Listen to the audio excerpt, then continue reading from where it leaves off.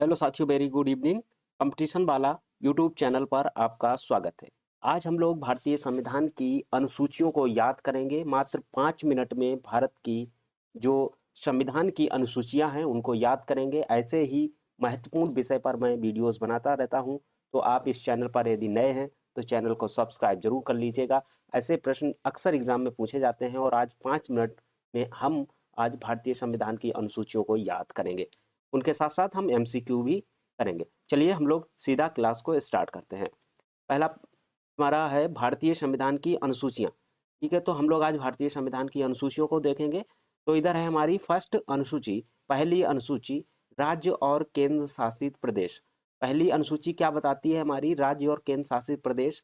भारत में इस समय कितने हैं? 28 राज्य और 8 केंद्र शासित प्रदेश हैं। ठीक है। दूसरी अनुसूची बताती है वेतन और भत्ते के बारे में। किसके वेतन और भत्ते के बारे में जानकारी देती है दूसरी अनुसूची? राष्ट्रपति, राज्यपाल, जज आदि के वेतन भत्ते के बारे में जानकारी देती है दूसरी अनुसूची। तीसरी अनुसूची क्या कहती है? शपथ के बारे में। तो किसके शपथ के बारे में बात करती है? मंत्रियों, न्यायाधीशों द्वारा ली जाने वाली शपथ के बारे में। ठीक है, तो मंत्रियों और न्यायाधीशों द्वारा ली जाने वाली शपथ के बारे में बात करती है तीसरी अनुसूची। चौथी अनुसूची है राज्यसभा में सीटों का आवंटन। ठीक है, जो राज्यसभा में सीटों का आवंटन होता है उसके बारे में चौथी अनुसूची हमारी बताती है। पांचवी अनुसूची है अनुसूचित क्षेत्र। पांचवी अनुसूची क्या कहती है? अनुसूचित क्षेत्र अर्थात एससी एसटी क्षेत्र का प्रशासन और नियंत्रण। तो पांचवी अनुसूची हमारी क्या कहती है? एससी एसटी क्षेत्र के प्रशासन और नियंत्रण के बारे में पांचवी अनुसूची हमारी बताती है। छठी अनुसूची है जनजातीय क्षेत्र। ठीक है, पांचवी अनुसूची हमारी है अनुसूचित क्षेत्र के बारे में बताती है, जबकि छठी अनुसूची हमारी जनजातीय क्षेत्र के बारे में बताती है। ये कौन से क्षेत्र हैं जनजातीय क्षेत्र? तो इसमें आपको पता होना चाहिए असम, मेघालय, त्रिपुरा और मिजोरम। ये चार हैं। इसकी ट्रिक देखिए, आप लोग यहाँ लिखी हुई है अमैत्री। ठीक है, इसकी ट्रिक क्या है? अमैत्री, अमैत्री, सॉरी सॉरी, अमैत्रिमी। ठीक है, अमैत्रिमी इसकी ट्रिक है, अमैत्रिमी। तो यहाँ पे आपको एक बात पता होना चाहिए कि यहाँ पे मणिपुर नहीं है, मणिपुर नहीं है, मणिपुर अक्सर एग्जाम में पूछ लिया जाता है। मणिपुर इसमें नहीं है। इसमें क्या है? मिजोरम है। इसमें मिजोरम है, मणिपुर नहीं है। सातवीं अनुसूची हमारी बताती है शक्तियों का विभाजन। संघ सूची, राज्य सूची और समवर्ती सूची। तो इसमें संघ सूची, राज्य सूची और समवर्ती सूची के शक्तियों का विभाजन सातवीं अनुसूची हमें बताती है। ठीक है, तो जैसे कि आपको पता है संघ सूची क्या करती है? जो कि केंद्र सरकार इस पे कानून बनाती है। राज्य सूची में आपके राज्य सरकार कानून बनाती है और समवर्ती सूची में केंद्र और राज्य दोनों ही सरकारें कानून बना सकती हैं, लेकिन अगर केंद्र सरकार का कानून है तो वो ज़्यादा वैल्यू रखेगा। ठीक है। आठवां है हमारी, आठवीं अनुसूची है हमारी भाषाएं। आठवीं अनुसूची में भारत में कितनी, भारतीय संविधान में भाषाएं हैं उनका विवरण है। तो मूल रूप से 14 भाषाएं हुआ करती थी संविधान में, लेकिन अब कितनी भाषाएं हैं? 22 भाषाएं हैं। नौवीं अनुसूची में क्या है? भूमि सुधार का वर्णन किया गया है। नौवीं अनुसूची में भूमि सुधार है। प्रथम संशोधन 1951 में जोड़ा गया था। प्रथम संशोधन जो हुआ था 1951 में, उसमें भूमि सुधार कानून जोड़ा गया था। देखिए, मूल मूल अनुसूचियां कितनी थी? 8 थी, लेकिन ये 9वीं, 10वीं, 11वीं और 12वीं ये 4 अनुसूचियां बाद में जोड़ी गई हैं। ठीक है, सबसे पहली अनुसूची जोड़ी गई थी वो 1951 में जोड़ी गई थी। 1951 में जोड़ी गई थी भूमि सुधार के नाम से। 10वीं अनुसूची आपकी जोड़ी गई थी दल बदल कानून के तहत। दल बदल कानून 52वें संविधान संशोधन 1985 में जोड़ी गई थी।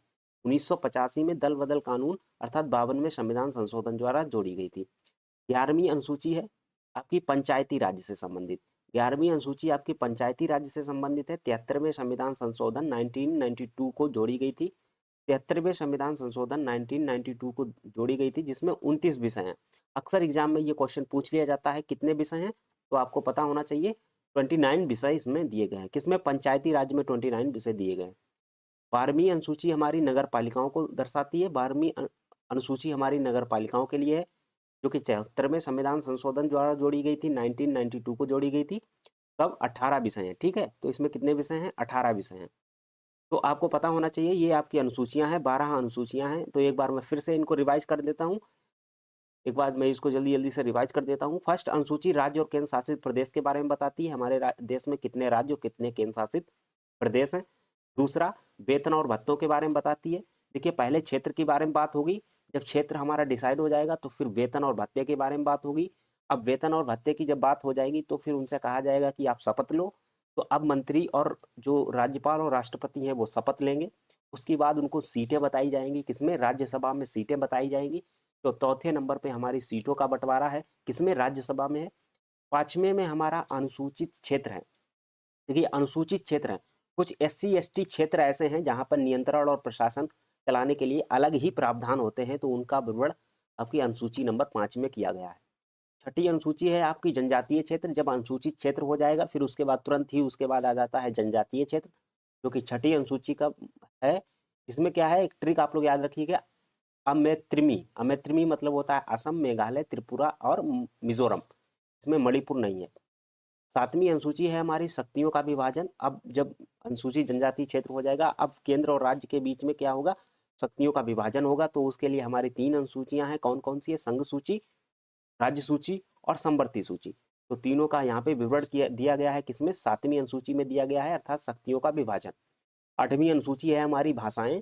तो 8वीं अनुसूची में हमारी भाषाएं हैं, मूल रूप से हमारी कितनी भाषाएं थी, 14 थी, वर्तमान में 22 भाषाएं हैं। 9वीं अनुसूची भूमि सुधार के नाम से जोड़ी गई थी, 1951 में जोड़ी गई थी, पहला संविधान संशोधन था ये, ठीक है। और 10वीं अनुसूची दल बदल कानून के तहत है, ये 52वें संविधान संशोधन द्वारा जोड़ी गई थी 1985 में, ठीक है। इसके बाद 11वीं अनुसूची है पंचायती राज के लिए है, जो कि हमारी 73वें संविधान संशोधन 1992 में जोड़ी गई थी, जिसको 29 विषय दिए गए हैं। उसके बाद 52वीं अनुसूची है नगर पालिका में, इसमें 18 विषय दिए गए हैं, 74वें संविधान संशोधन द्वारा 1992 को जोड़ी गई थी। चलिए अब हम लोग कुछ MCQ कर लेते हैं। पहला है प्रश्न है, भारतीय संविधान की 8वीं अनुसूची का संबंध किससे है?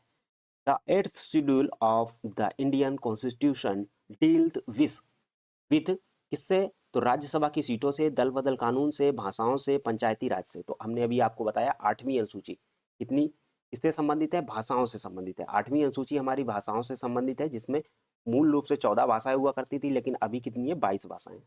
चलिए अगले प्रश्न की तरफ बढ़ते हैं। अगला प्रश्न है, दल बदल विरोधी कानून किस अनुसूची में है? दल बदल विरोधी कानून किस अनुसूची में है? In which schedule in the anti defection law mentioned, इसमें मेंशन है एंटी डिफेक्शन लॉ, तो आपकी अनुसूची नंबर 10 में है, ठीक है, अनुसूची नंबर 10 में है। 9वीं में क्या है? 9वीं में आपकी भूमि सुधार है, भूमि सुधार है। और 11वीं में आपके पंचायत है। और 12वीं में आपका क्या है, नगर पालिका है। चलिए आगे बढ़ते हैं हम लोग। अगला प्रश्न है, 11वीं अनुसूची में पंचायतों के लिए कितने विषय दिए गए हैं? How many subjects are given for panchayat in the 11th schedule? 11th schedule में कितने विषय दिए गए हैं पंचायत के लिए? तो हमने आपको बताया था 29 विषय दिए गए हैं पंचायत के लिए। यहाँ पे आप ऐसे याद रख सकते हैं, पंचायत कहाँ होती है, गांव में होती है। पंचायत आपकी गांव में होती है। नगर पालिकाएं कहाँ होती है? नगर पालिकाएं आपके कहाँ होती हैं, शहर में होती हैं। तो ये आपके शहर में होती हैं। शहर में थोड़ा सा कम होता है, शहर में क्या होता है, थोड़ी सी कम जरूरत होती है रूल्स एंड रेगुलेशन की, बशर्ते गांव के, क्योंकि गांव में ज़्यादा ऐसे लोग रहते हैं कि जो ज़्यादा झगड़ा वगैरह कर सकते हैं ना, संभावनाएं रहती हैं। तो ऐसे एक ट्रिक मान के याद कर लीजिएगा कि गांव में लोग ज़्यादा झगड़ा वगैरह कर सकते हैं, इसलिए गांव में क्या होते हैं, ज़्यादा रूल्स रेगुलेशन के लिए ज़्यादा विषय दिए गए हैं। तो 29 विषय आपके पंचायतों में दिए गए हैं, ठीक है। वहीं नगर पालिका में कितने, 18 विषय दिए गए हैं। चलिए आगे बढ़ते हैं। अगला प्रश्न है हमारा, अगला प्रश्न है, संविधान की 6वीं अनुसूची में इनमें से कौन सा राज्य शामिल नहीं है? तो आपको बताना है 6वीं अनुसूची में कौन सा राज्य शामिल नहीं है। तो आपने अभी पढ़ा था अमैत्रिमी, अमैत्रिमी के लिए हमने पढ़ा था मणिपुर, इसमें नहीं था, मणिपुर नहीं था। चलिए अगले प्रश्न की तरफ बढ़ते हैं। अगला प्रश्न है, भारतीय संविधान की किस अनुसूची के तहत भूमि सुधार शामिल किया गया था? तो आपको पता होना चाहिए 9वीं अनुसूची भूमि सुधार शामिल किया गया था 1951 में, पहला संविधान संशोधन, ठीक है। अगले प्रश्न की तरफ बढ़ते हैं। अगला प्रश्न है हमारा, राज्यों और केंद्र शासित प्रदेशों को राज्यसभा में सीटों का आवंटन किस अनुसूची में वर्णित है? राज्यों और केंद्र शासित प्रदेशों को राज्यसभा में सीटों का आवंटन किस अनुसूची में वर्णित है? तो आपको पता होना चाहिए राज्यों और केंद्र शासित प्रदेशों के केंद्र शासित प्रदेशों को राज्यसभा में सीटों का आवंटन, चूंकि राज्यसभा में सीटों का आवंटन की बात हो रही है, तो अनुसूची नंबर 4 की यहाँ पे बात हो रही होगी, ठीक है। चलिए अगले प्रश्न की तरफ बढ़ते हैं। अगला प्रश्न है भारतीय संविधान की 12वीं अनुसूची नगर पालिकाओं में कितने विषय सूचीबद्ध हैं? तो मैंने बताया था 18 विषय इसमें सूचीबद्ध किए गए हैं। वहीं नगर पंचायत में कितने किए गए हैं? पंचायत में कितने किए गए हैं? पंचायत में आपके 29 विषय शामिल किए गए हैं। अगले प्रश्न की तरफ बढ़ते हैं। अगला प्रश्न है असम, मेघालय, त्रिपुरा और मिजोरम राज्यों में जनजातीय क्षेत्रों के प्रशासन के संबंध में प्रावधान कहाँ मिलते हैं? तो आपको असम, मेघालय, त्रिपुरा और मिजोरम राज्य में जनजातीय क्षेत्रों के प्रशासन से संबंधित प्रावधान अनुसूची नंबर 6 में मिलते हैं। ठीक है, चलिए अगले प्रश्न की तरफ बढ़ते हैं। अगला प्रश्न है संघ सूची, राज्य सूची और समवर्ती सूची किस अनुसूची का हिस्सा है? चूंकि ये क्लास का अंतिम क्वेश्चन है, तो मैं उम्मीद करूंगा कि इस क्वेश्चन का आप लोग जवाब कमेंट में इसका जवाब आप लोग कमेंट्स में जरूर बताएंगे। आप एक बार सवाल देख लीजिएगा, संघ सूची, राज्य सूची और समवर्ती सूची किस अनुसूची का हिस्सा है? अभी इसी क्लास में मैंने इसको किया था, तो उम्मीद है इसका जवाब आप लोग कमेंट में जरूर बताएंगे। और उम्मीद है कि आज की क्लास आपको अच्छी लगी होगी। अच्छी लगी हो तो चैनल को सब्सक्राइब और वीडियो को लाइक अपने दोस्तों तक शेयर जरूर कर दीजिएगा। मिलते हैं फिर किसी ऐसे ही टॉपिक के साथ, तब तक के लिए देखते रहिए कंपटीशन वाला YouTube channel. Thank you very much.